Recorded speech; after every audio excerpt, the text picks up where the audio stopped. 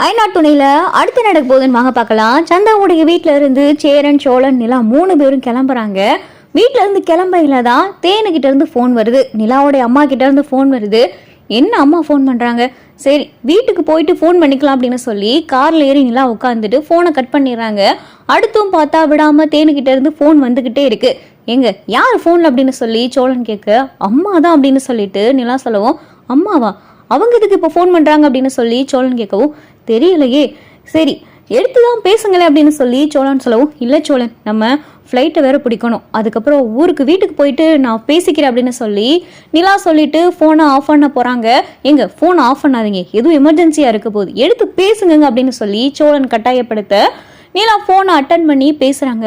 மா அப்படின்னு சொல்லிட்டு நிலா கேட்க, இங்கே தேனு பார்த்தா அழுக ஆரம்பிச்சிடறாங்க.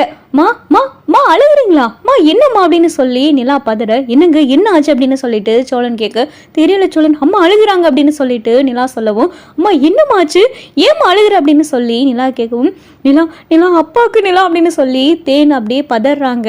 என்னம்மா அப்பாவுக்கு என்ன ஆச்சு அப்படின்னு சொல்லி நிலா கேட்கவும், அப்பாவை ஹாஸ்பிட்டலில் சேர்த்துருக்கு நிலா அப்படின்னு சொல்லிட்டு தேனு சொல்லவும், ஹாஸ்பிட்டல்லையா, என்னம்மா என்ன ஆச்சு அப்பாவுக்கு அப்படின்னு சொல்லிட்டு நிலா கேட்கவும், அப்பாவுக்கு ஹார்ட் அட்டாக்கா நிலா, அப்பாவை ஹாஸ்பிட்டல் அட்மிட் பண்ணியிருக்கோம் நிலா, நீ உடனே வரியா, அப்பா உன்னைய பார்க்கணும்னு சொல்றாரு, வா நிலா அப்படின்னு சொல்லி தேனு சொல்லவும், மா என்னம்மா சொல்றீங்க, நான் இப்போ பீகாரில் ஒரு விஷயமா வந்தேம்மா, நான் இன்னும் வந்துடுறேம்மா, நான் காலையிலக்குள்ள வந்துடுறேம்மா அப்படின்னு சொல்லிட்டு நிலா சொல்லவும், முடிஞ்ச அளவுக்கு சீக்கிரமா வா நிலா அப்படின்னு சொல்லி தேனு போனை வச்சிடறாங்க. நிலா அழுகுறாங்க. என்னங்க என்ன ஆச்சு அப்படின்னு சொல்லிட்டு சோழன் கேட்கவும், சோழன் அப்பாவுக்கு ஹார்ட் அட்டாக்கா, ஹாஸ்பிட்டலில் அட்மிட் பண்ணியிருக்காங்களா, அப்பா என்னைய பார்க்கணும்னு சொல்றாரு, அம்மா தான் அழுதுகிட்டே ஃபோன் பண்ணாங்க. என்னப்பா நிலா சொல்ற, சரி டே சோழா நம்ம சீக்கிரம் வீட்டுக்கு போகணும்டா, நீ அப்படியே நம்ம வீட்டில் இருந்து நிலாவை திருவண்ணாமலை கூட்டிகிட்டு போட அப்படின்னு சொல்லிட்டு சேரன் சொல்லவும், சரி நீ வா அப்படின்னு சொல்லி 3 பேர் ஏறி காரில் உட்காந்து ஏர்போர்ட் வந்து இங்கே சென்னை ஃப்ளைட்டையும் பிடிச்சி சென்னைக்கு வந்துடுறாங்க. சேரன் சோழன் நிலா 3 பேரும் வீட்டுக்கு வந்துடுறாங்க. சோழன் எனக்கு இப்போ அப்பாவை பார்க்கணும் போல இருக்கு, நம்ம இப்பயே கிளம்பிடலாம் அப்படின்னு சொல்லிட்டு நிலா சொல்லவும், அப்போதான் பாண்டி பல்லவன் நடேசன், என்னடா சந்தா வீட்டுக்கு போனீங்களே என்ன ஆச்சு அப்படின்னு கேட்கையில, அப்போதான் நிலா, பாண்டி நான் எல்லாத்தையும் அப்புறமேல உங்களுக்கு பொறுமையாக நான் சொல்கிறேன், நான் இப்போ திருவண்ணாமலை உடனே கிளம்பணும் அப்படின்னு சொல்லிட்டு நிலா பதட்டப்படவும், என்ன நிலா என்ன ஆச்சு அப்படின்னு சொல்லிட்டு நடேசன் கேட்கவும், அங்கிள் அப்பாவுக்கு ஹார்ட் அட்டாக்கா, அம்மா பீகாரில் இருக்கையிலே ஃபோன் பண்ணாங்க, நான் உடனே அப்பாவை பார்க்க போகணும் அப்படின்னு சொல்லி நிலா அழுகவோ, அடக்கடவுளே, டே சோலா முதல்ல நீ கூட்டிகிட்டு போடா, டே சேரா நீ அங்கே என்ன நடந்துச்சுன்னு வெளாவரியா நீ எங்ககிட்ட சொல்லு, டே சோலா முதல்ல இந்த பிள்ளைய அவங்க அப்பாவை பார்க்கணும்னு சொல்லுதுல, நீ முதல்ல திருவண்ணாமலை கூட்டிகிட்டு போ அப்படின்னு சொல்லிட்டு நடேசன் சொல்லவும், என்னங்க விடிஞ்சதும் போமா அப்படின்னு சொல்லி சோழன் சொல்லவும், டே சோழா பாவண்டா அந்த பொண்ணு முகத்தை பாரு, நீ உடனே கூட்டிட்டு போட அப்படின்னு சொல்லிட்டு நிலாவை சோழன் கூட்டிட்டு இங்க திருவண்ணாமலை வராரு. திருவண்ணாமலைக்கும் வந்துடுறாங்க. நிலாவோடைய அப்பா மனோகரை பாக்குறதுக்கு ஹாஸ்பிட்டலுக்கு நிலாவும் சோழனும் வராங்க. தேனு வெளியில அழுதுகிட்டு நிக்கிறாங்க. அம்மா அப்படின்னு சொல்லி நிலா கூப்பிட்டதும் வேகமா தேனு ஓடியாந்து நிலாவை கட்டி பிடிச்சு அழுகுறாங்க. என்னம்மா அப்பாவுக்கு என்ன ஆச்சு அப்படின்னு சொல்லி நிலா கேட்கவும், 2-3 இடத்துல பிளாக் இருக்கா, சர்ஜரி பண்ணணும்னு சொல்லியிருக்காங்க, நேற்று நல்லா தான் சாப்பிட்டுட்டு பேசிக்கிட்டு இருந்தாரு, திடீர்னு நெஞ்சு வலிக்குதுன்னு சொல்லிட்டாரு, எனக்கு உடனே ரொம்ப பயமாகிடுச்சு, பதட்டமாகிடுச்சு, ஹாஸ்பிட்டலுக்கு கொண்டாந்து சேர்த்ததுக்கு ட்ரீட்மெண்ட் நடந்துக்கிட்டு இருக்கு, நாங்கள் அதுக்கப்புறம் 2-3 இடத்துல பிளாக் இருக்குது, சர்ஜரி பண்ணணும்னு சொல்லிட்டாங்க, அப்பா உன்னைய பார்க்கணும் போல இருக்குன்னு சொன்னார் நிலா அப்படின்னு சொல்லிட்டு தேனு சொல்லவும், மா இப்போ அப்பா பார்க்கலாமா அப்படின்னு சொல்லி நிலா கேட்கவும், உள்ள டாக்டர் இருக்காங்க, வெளியில் வந்ததும் நம்ம போய் பார்க்கலாம் அப்படின்னு சொல்லி தேனு சொல்லவும், அப்போ தான் வெளியில் டாக்டர் வராரு.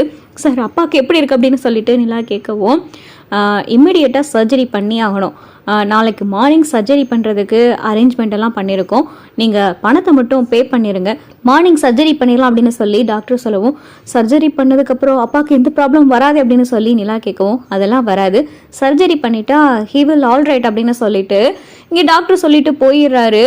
நிலாவும் தேனு சோழன் 3 பேரும் மனோகரை பார்க்கறதுக்காக உள்ளே போகிறாங்க. அப்பா அப்பா அப்படின்னு சொல்லிட்டு நிலா கூப்பிடவும் மனோகர் கண்ணு முழிச்சு பார்க்குறாரு. நிலா நிலா வந்துட்டியாடா அப்படின்னு சொல்லிட்டு மனோகர் அப்படியே பேச வர்றாரு. அப்பா அப்பா நீங்கள் பேசாதீங்க, அமைதியாக படுத்துடுங்க, ரெஸ்ட் எடுங்க, சர்ஜரியெல்லாம் முடிஞ்சதுக்கப்புறமா நம்ம பேசிக்கலாம் அப்படின்னு சொல்லி நிலா சொல்லவும், நீ வந்துட்டே இல்லடா எனக்கு அதுவே சரியாயிருண்டா அப்படின்னு சொல்லிட்டு மனோகர் கண்கலங்கவும், அப்பா எமோஷ்னல் ஆகாதீங்க, நீங்கள் ரெஸ்ட் எடுங்க. அப்போ தான் ஒரு நர்ஸு, இங்கே இவ்வளோ பேர்லாம் நிற்கக்கூடாதுங்க, காலையில் சர்ஜரி இருக்குது, இப்போ பேஷண்ட்டை டிஸ்டர்ப் பண்ணாதீங்க, எல்லாரும் வெளியே போங்க அப்படின்னு சொல்லி நர்ஸு வந்து சொன்னதும் நிலா தேனு சோழன் 3 பேரும் வெளியே வந்துடுறாங்க. என்ன நிலா எங்கே போயிருந்த, பீகாருக்கு போயிருந்தேன்னு சொன்ன, எதுக்கு பீகாருக்கு அப்படின்னு சொல்லிட்டு தேனு விசாரிக்கையில் அப்பதான் நிலா நடந்த கதை எல்லாத்தையும் சொல்றாங்க.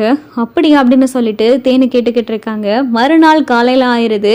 இங்க மனோகருக்கு சர்ஜரியும் நடந்து முடிஞ்சிருது. மனோகர்கிட்ட தேனு நடந்த விஷயம் எல்லாத்தையும் சொல்றாங்க.